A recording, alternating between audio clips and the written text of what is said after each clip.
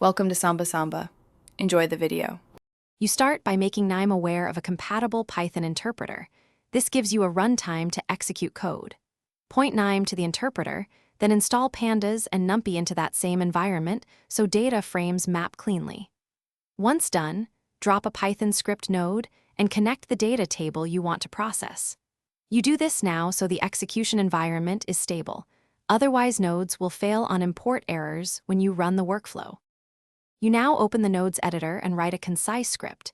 Import pandas, convert Knime input to a pandas data frame, apply transformations, and assign the data frame back to the Knime output variable. Make sure you reference input table to pandas and return output table as a pandas data frame so Knime recognizes it. Once written, run the node on a small sample. This exposes type mismatches and missing columns early. If you need libraries, install them into the same interpreter and restart Knime to refresh. Finish by chaining your Python node into the rest of the workflow. Connect model training, visualization, or export nodes and run end-to-end. As you validate results, add informative prints or logging inside the Python node to confirm shapes and dtypes. These messages appear in the node output and help you pinpoint issues.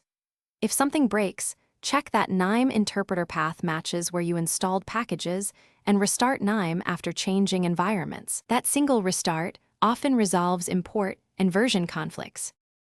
Thanks for watching. Consider subscribing if we helped you.